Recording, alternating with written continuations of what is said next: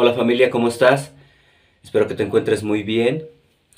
Gracias a Dios continuamos estudiando su palabra y como bien sabes, estamos todavía estudiando el libro de Miqueas. Estamos en el capítulo número 5 y hoy vamos a estudiar los últimos versículos de este mismo capítulo. Y el tema de hoy es el triunfo final de Dios. Van a ser a partir del versículo número 7 hasta el 15.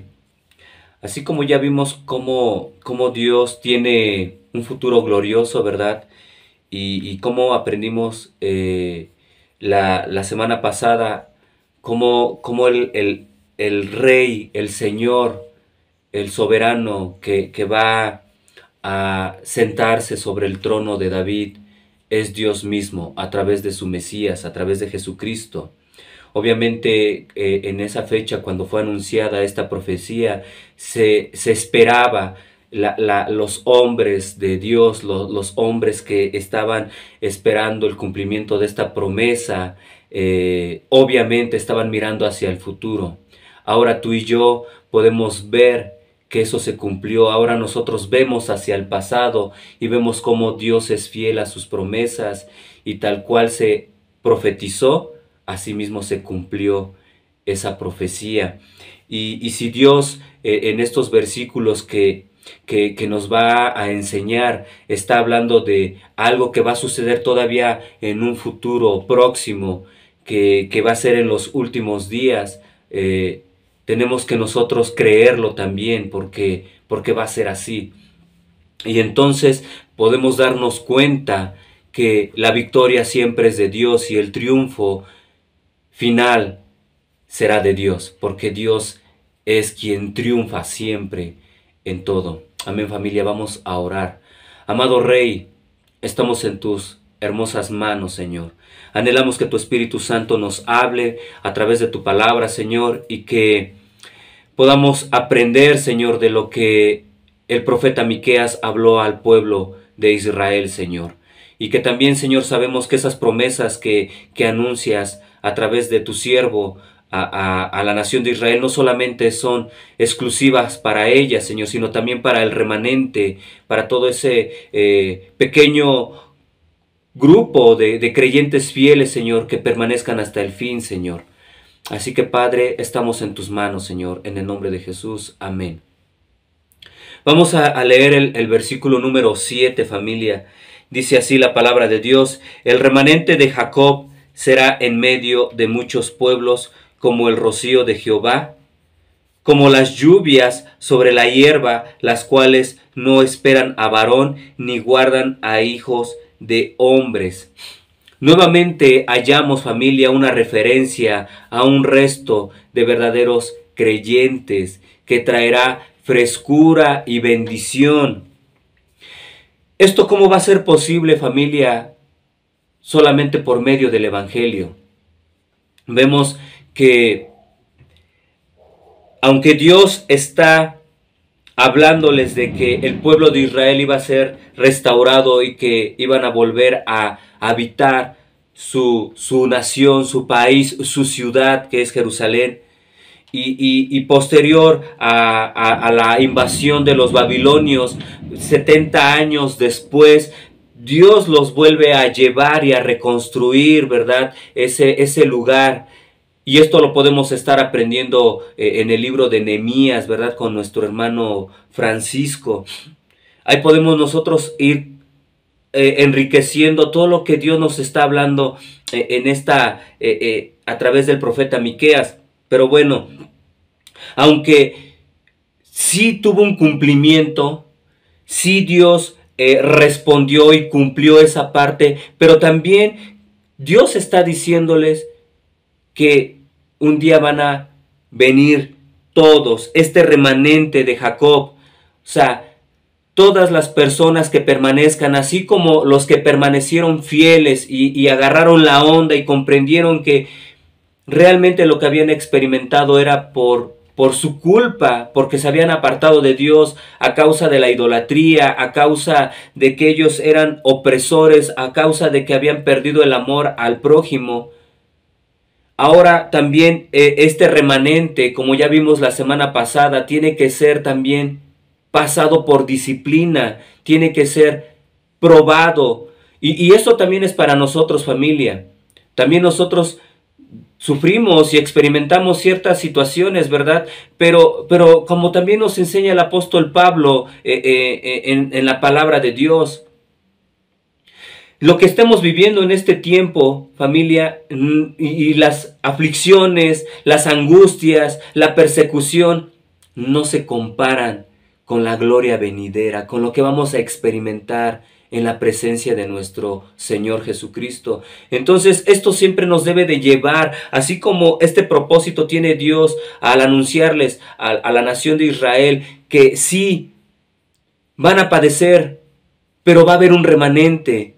Y ese remanente va a experimentar la victoria, el triunfo que Dios tiene para ellos. Porque no va a ser en sus fuerzas, no va a ser por sus méritos, no va a ser por sus obras, como también ya aprendimos, sino va a ser simplemente porque Dios así lo va a decidir. Por puro amor, por pura gracia, familia. Y eso mismo también nosotros estamos experimentando. Si tú y yo vamos a tener o tenemos acceso al Padre y un día estaremos en su presencia, no va a ser por nuestras obras, no va a ser por nuestros esfuerzos, por nuestros méritos, sino va a ser porque hemos creído en Jesucristo. Y eso es lo que Dios quiere también, que la nación de Israel crea en ese Mesías que nació en Belén Efrata, ¿verdad? ¿Sí te acuerdas? Entonces, tú y yo también procedemos de un lugar así, sencillo, humilde, somos a veces menospreciados. Qué chido si es por causa del Señor. Amén. Dice en el versículo número 8, asimismo el remanente de Jacob será entre las naciones, en medio de muchos pueblos, como el león entre las bestias de la selva, como el cachorro de león entre las manadas de las ovejas, el cual si pasare y hollare y arrebatare, no hay quien escape. Por una parte vimos en el versículo 7 que va a ser como ese rocío, como esa lluvia, que es la palabra de Dios, y que nosotros somos los medios por los cuales Dios alcanza a las personas. Y eso, ¿quién lo pone? Como vimos, no depende del hombre, no depende tampoco de los hijos de los hombres, sino es de Dios. Es Dios el que pone el querer como el hacer en nosotros, y es Él a través de su palabra, por medio del Espíritu Santo, convenciendo a las personas de pecado. Pero si no creen, si no aceptan a Jesucristo, será como lo que podría ser bendición, ¿verdad? Lo que podría ser de regocijo y de alegría para las personas, viene a ser como lo que provoca un león en una selva. Dominante y va a arrasar. Y aquí habla de que asimismo el remanente de Jacob será entre las naciones, en medio de muchos pueblos, como el león entre las bestias de la selva. Israel será como el león para las personas que no quieren nada con Dios. Esto te debe de traer a la mente lo que Dios le prometió a Abraham. Para los que te bendigan, yo los voy a bendecir. Pero para los que te maldijeren, yo los maldeciré. Y podemos ver cómo Dios es fiel. Si tú checas un poco la historia, ve cómo las naciones que se levantaron en contra de Israel, que aunque fue permitido por Dios y aún Dios las usó, porque también eran naciones perversas, para poderles un estate quieto o un castigo o disciplina a su pueblo, Dios permitía que se levantaran en contra de ellos. Pero posteriormente a esas naciones que atentaban contra sus hijos, contra su pueblo, ellas también eran destruidas. Y tú puedes ver cómo fue ese proceso, desde los egipcios, los caldeos, bueno, los asirios, después los caldeos o los babilonios, luego los persas. Podemos ver cómo sucedió aún con el Imperio Romano. Pero las naciones, los pueblos que favorecen, por decirlo de alguna manera, al pueblo de Dios, son bendecidos también por Dios. Pero en cuanto le dan la espalda al pueblo de Dios, la nación de Israel es utilizada como un león en medio de la selva, o como un cachorro de león en medio de una manada de ovejas, de un rebaño. ¿Por qué? Porque el león siempre va a ser superior en fuerza, siempre va a ser más imponente, poderoso. ¿Por qué? Porque no están atentando contra el pueblo, sino están atentando contra Dios mismo. Y eso sucede también con nosotros, familia. Cuando tú bendices, es a través de la palabra de Dios, cuando tú la compartes, cuando también extiendes tu mano para con las demás personas. Pero para las personas que cierran su oído, para las personas que no quieren nada, no te están rechazando a ti, están rechazando a Dios mismo.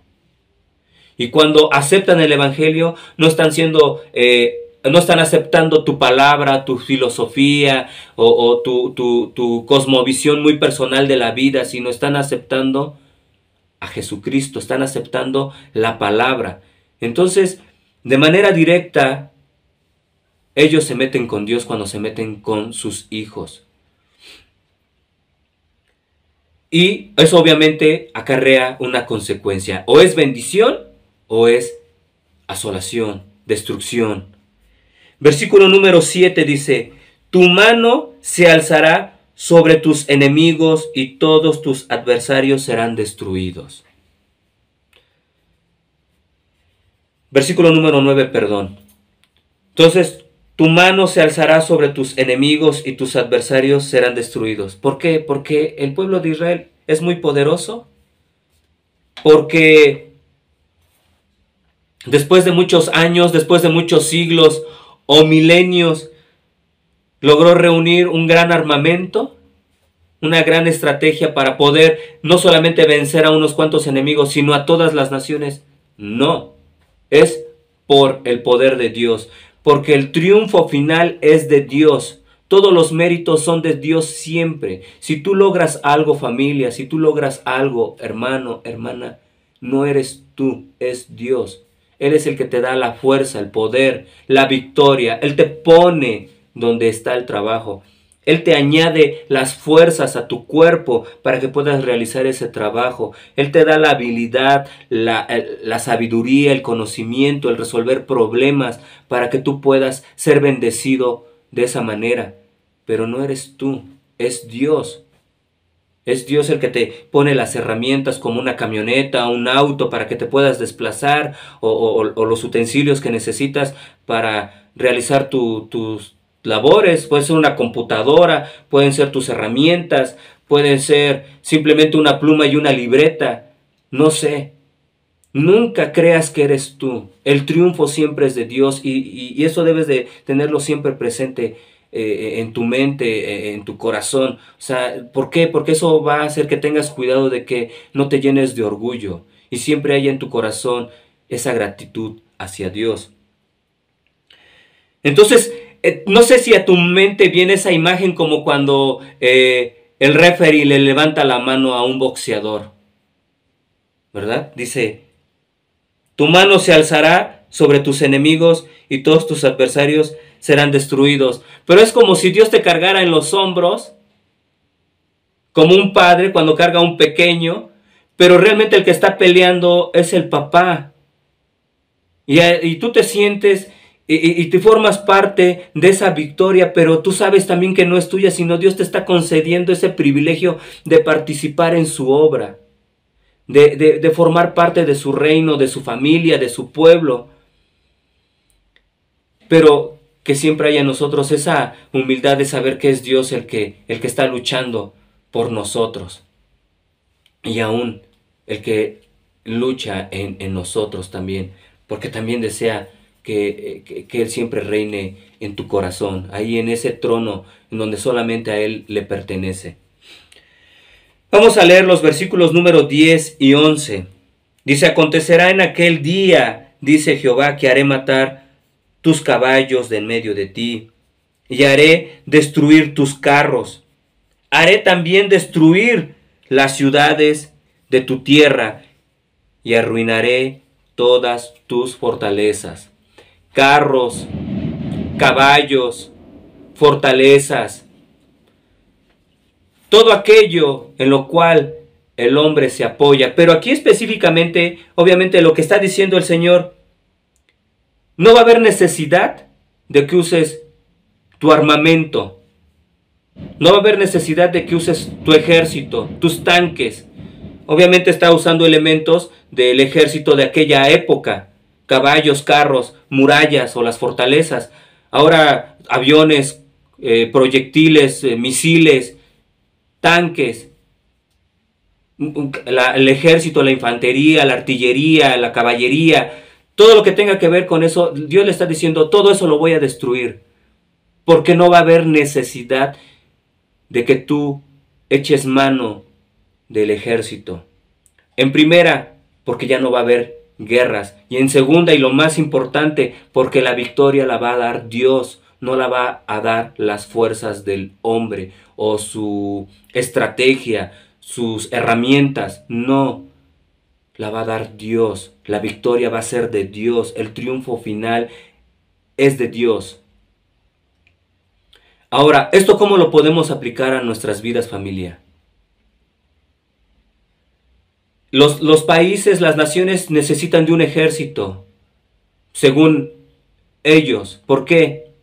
Porque si no se sienten inseguros, se sienten vulnerables, desprotegidos.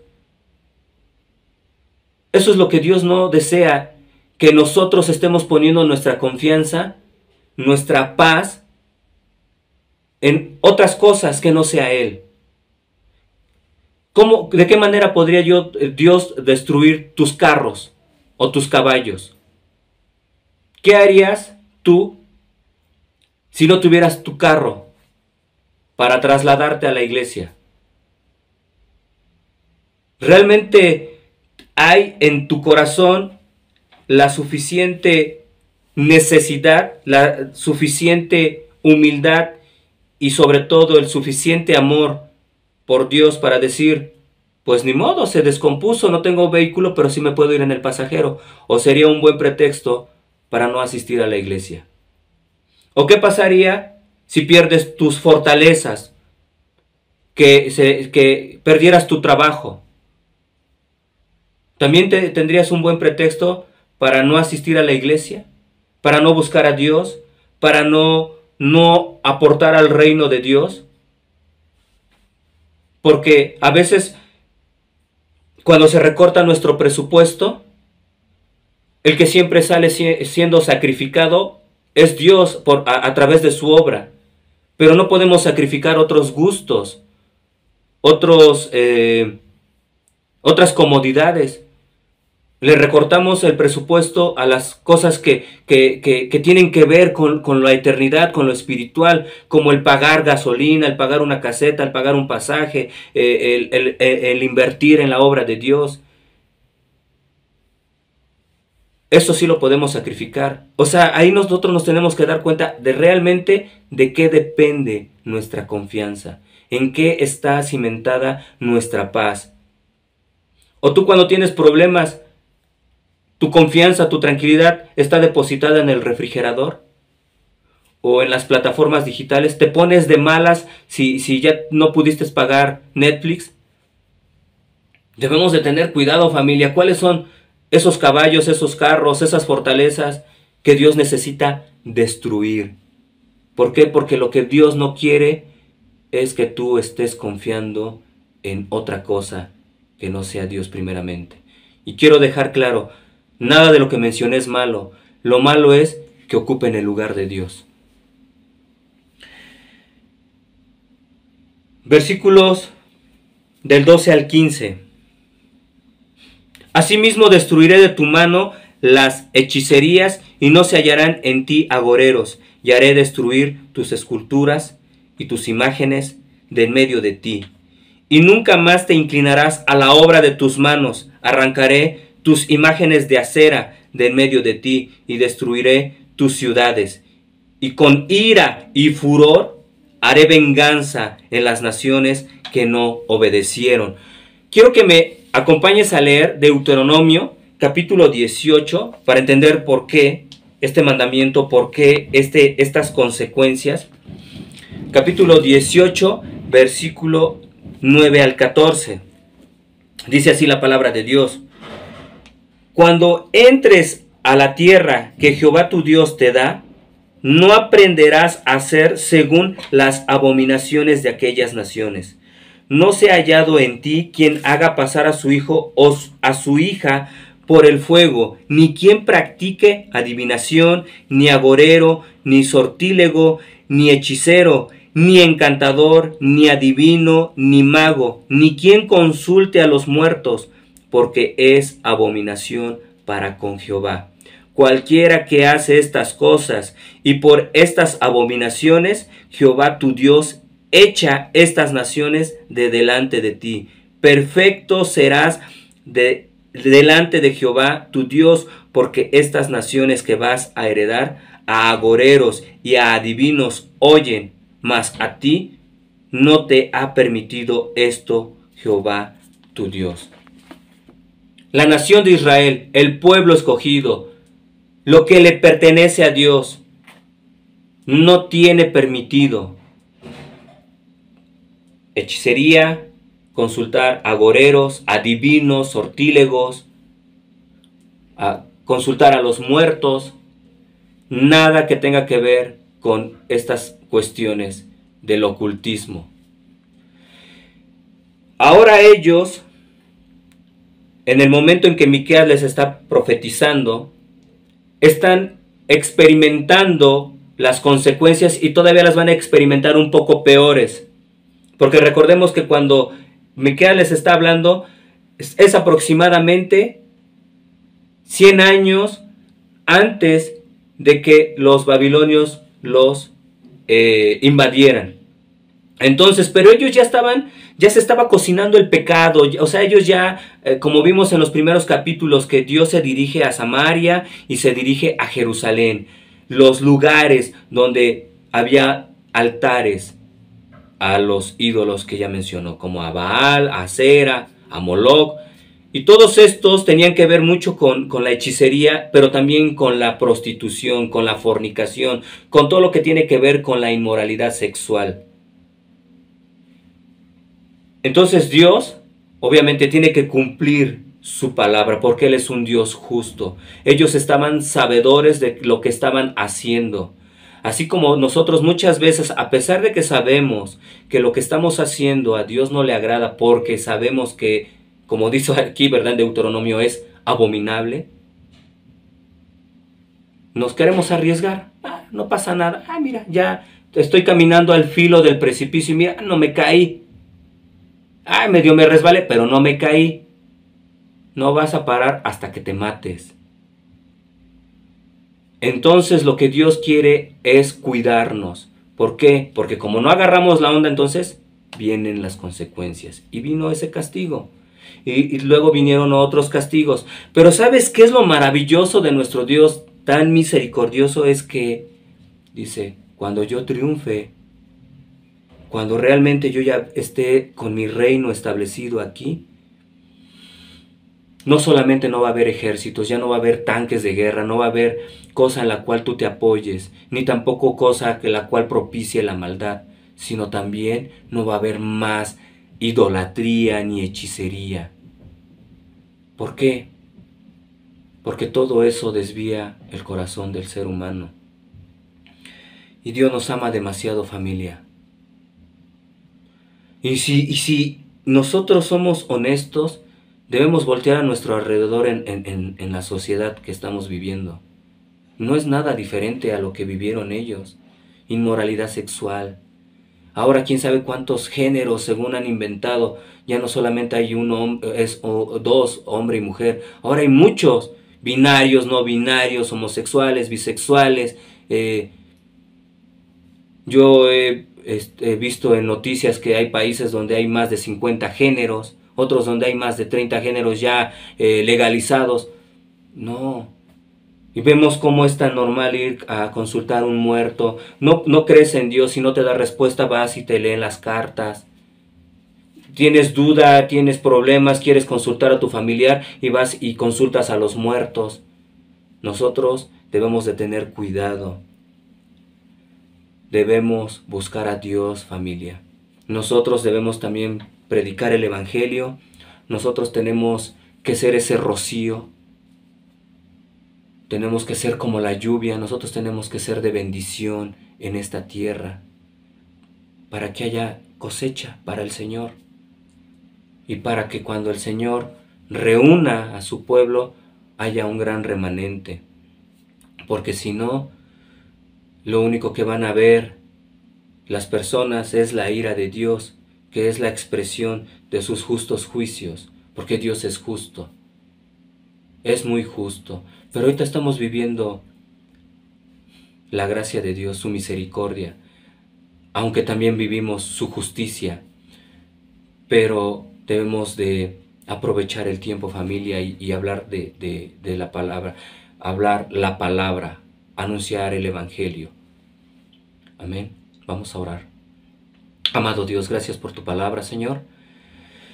Gracias, Padre, porque un día todo aquello que desvía a las personas, aún a tu pueblo, Señor, como la idolatría, como aún la hechicería, Señor, que aún en algunas iglesias, Padre, lo disfrazan como el mover del Espíritu Santo, pero realmente puedo estar convencido que no es Dios, Señor.